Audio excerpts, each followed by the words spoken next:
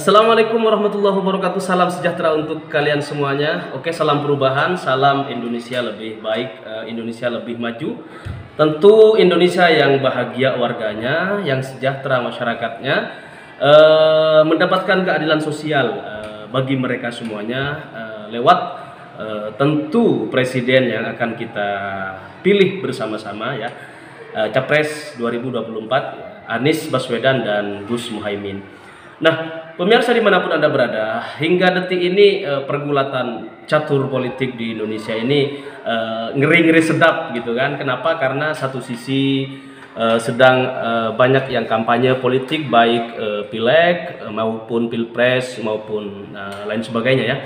Tetapi tidak jauh lebih penting daripada itu semuanya adalah bahwa kekuasaan Joko Widodo yang beberapa bulan akan lengser, akan berakhir gitu.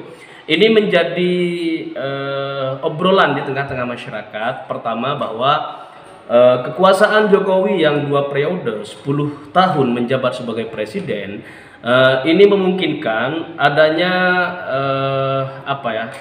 adanya bukan nafsu tetapi adanya rasa Jokowi tidak ingin dianaktirikan lagi oleh partai-partai penguasa dan pengusungnya sejak 2014 yang lalu hingga 2019 ya.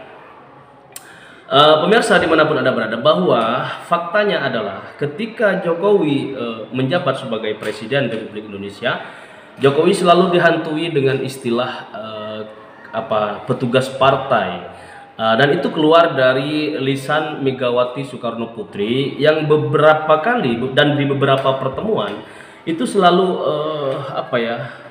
memberitahukan, meyakinkan publik bahwa Jokowi bukanlah apa-apa, melainkan hanya sebatas petugas partai. Padahal Jokowi kalau nggak dipilih oleh rakyat, Jokowi bukanlah presiden, tentu begitu. Nah, tetapi setelah kepercayaan masyarakat yang menjagokan Jokowi sebagai presiden 2 periode, ini justru malah dianggap remeh ya oleh Megawati Soekarno Putri yang selalu menganggap bahwa Jokowi itu tidak lebih dari petugas partai. Nah, ini kemudian yang hari ini sedang banyak diperbincangkan publik bahwa setelah lengser tentu Jokowi ini ada rasa kecewa barangkali ya. Kemudian Megawati juga ada rasa ingin tetap meskipun Jokowi ini sudah berakhir, tetapi ingin tetap langgeng, kekuasaannya ingin tetap langgeng, PDI ingin tetap berkuasa di Republik Indonesia ini, sehingga istana kerajaan Republik Indonesia ini hari ini sedang diperebutkan antara 2 tokoh publik, antara Jokowi dan Megawati. Itu yang tampak di tengah-tengah masyarakat kita, bahwa meskipun barangkali nanti Jokowi tidak lagi menjabat sebagai presiden karena sudah berakhir 2 periode, maka Jokowi ini oleh publik dinilai masih ingin tetap eksis sebagai orang nomor wahid di Indonesia, entah bagaimana caranya. Nah, kalau memang Jokowi ingin tetap ada di posisi sebagai raja, Jokowi mestinya tidak lagi ada di pihak PDIP, karena di waktu Jokowi jadi presiden pun PDIP ini ya, Megawati tetap saja menganggap bahwa Jokowi itu adalah petugas partai. Nah, setelah 10 tahun terakhir Jokowi sudah berada di posisi nomor wahid di Indonesia, tentu Jokowi tidak ingin lagi dicap sebagai sebagai petugas partai, kan seperti itu. Nah, pemirsa dimanapun Anda berada, meskipun demikian ya, Megawati tentu tetap pengen langgeng kekuasaannya, istananya tetap pengen dikuasai oleh partainya, sehingga Megawati ini adalah ratu di balik layar, ratu di balik istana ya.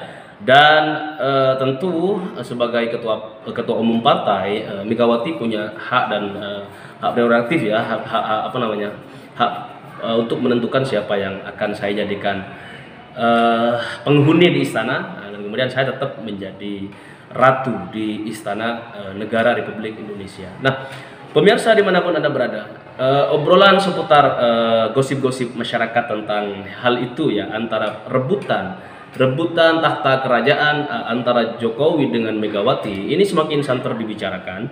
Namun demikian kita sebagai warga yang baik, kita hargai polemik, barangkali bukan polemik, kita turunkan barangkali isu yang beredar bahwa Megawati ingin tetap berkuasa melalui Partai Demokrasi Indonesia dengan mengusung Ganjar Pranowo. Kemudian Jokowi juga sebagai mantan presiden nantinya, ya, mantan presiden 2 periode, ini juga tidak mau selalu direndahkan dengan kalimat petugas partai lah, petugas partai yang terus melekat pada dirinya. Nah, pemirsa dimanapun Anda berada, inilah isu-isu publik yang hari ini sedang santer dibicarakan. Namun sekali lagi ada warga anak bangsa yang juga fokus perhatian kepada Prabowo Subianto yang hari ini mendapatkan perhatian lebih intens dibandingkan kepada Ganjar Pranowo. Karena video-video yang beredar gitu kan, beberapa kali Jokowi menunjuk ke arah Prabowo Subianto.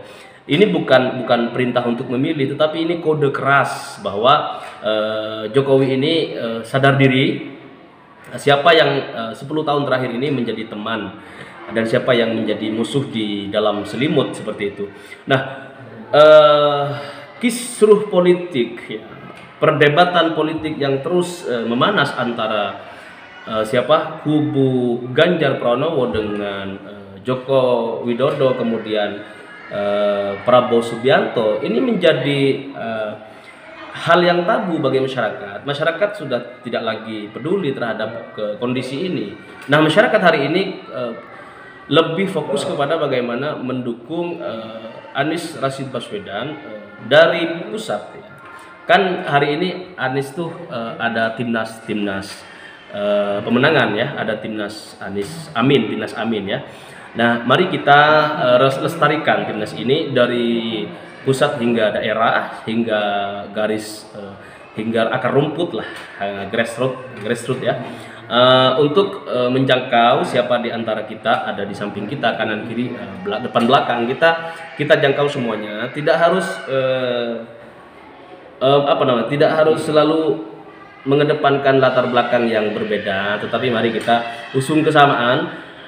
Meskipun beberapa bulan lalu ada sebagian kita di samping kanan misalnya getol sama Ganjar Pranowo, tapi mari kita ajak, kita berikan kesadaran bahwa kita butuh perubahan, karena 10 tahun terakhir ini bukan perubahan yang kita dapatkan, melainkan banyak sekali kisruh di berbagai lembaga negara dan hingga akar bawah masyarakat.